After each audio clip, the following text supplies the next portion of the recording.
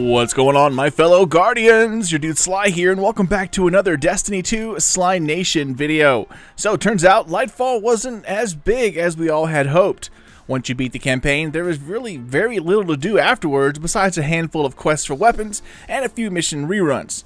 There are a few possible secrets that I'm currently chasing down on top of the ones that I've already found, but if any do turn out to be true secrets or puzzles, I doubt it'll be much more than just another chest or maybe even a small-time triumph. However, there is one thing that here in week 1 of Lightfall, very few people know about or have even seen. It's a public event that drops exotic weapons and armor. It's called Vex Strike Force. Now, it's a public event and it is super rare. So far, I've only seen it twice here in week 1. It's a larger and longer public event that drops exotic gear, and it is much harder than the usual public events that you see spawn all over the map. So in this video, I'm going to show you what Vex Strike Force is, where to find it, and what you have to do to beat it and get some of that yellow exotic goodiness to drop. So sit back, chillax, and let's do the damn thing.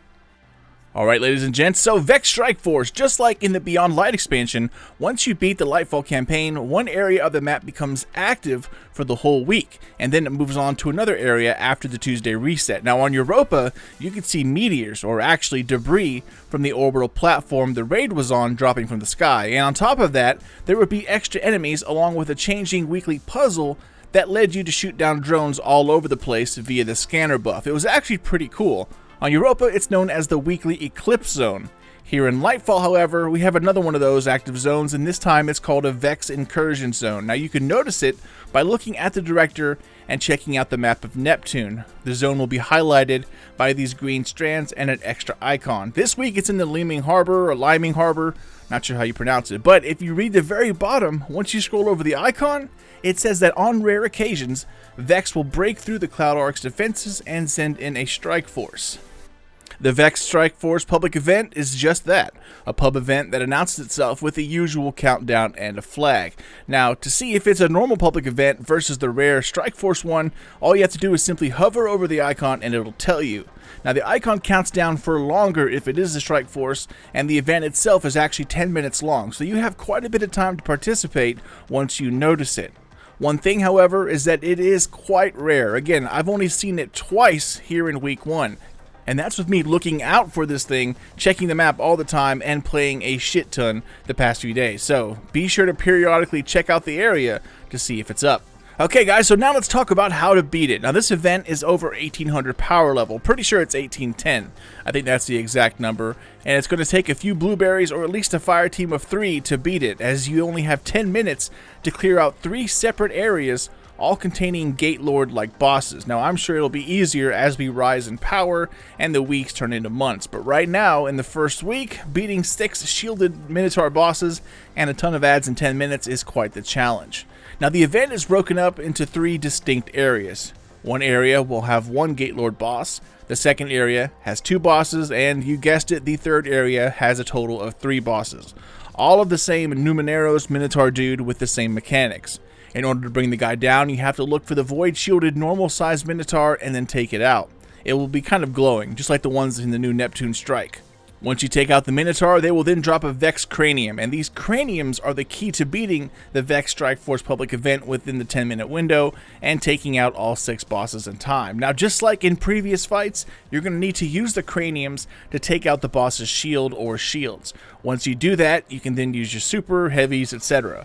The best thing is to grab as many Vex Craniums as you can find, plop down a well, use a weakening debuff, and then go to town. The Craniums can land critical shots on these guys, and that means with some coordination, you can get these dudes down fairly quickly with a few players shooting all at once. The biggest pain in the ass here is that their shields come back pretty quickly once the damage has stopped. As you see here in the video, I'm shooting it with my primary, not really to do damage, but to stop the shields from regenning and coming back up, so my teammates can do damage with whatever they have until my super fully recharges. And there also seems to be some kind of correlation with using the Vex Craniums and your super recharging abnormally fast. It seems like every time I use the Vex Cranium, my super regens much faster than normal, and once I run out of cranium ammo, my super comes back as soon as I drop it. Once I run out of the laser, I use my super, pick up another Vex Cranium, dump it on the boss, and once again I'll have my super a few seconds later.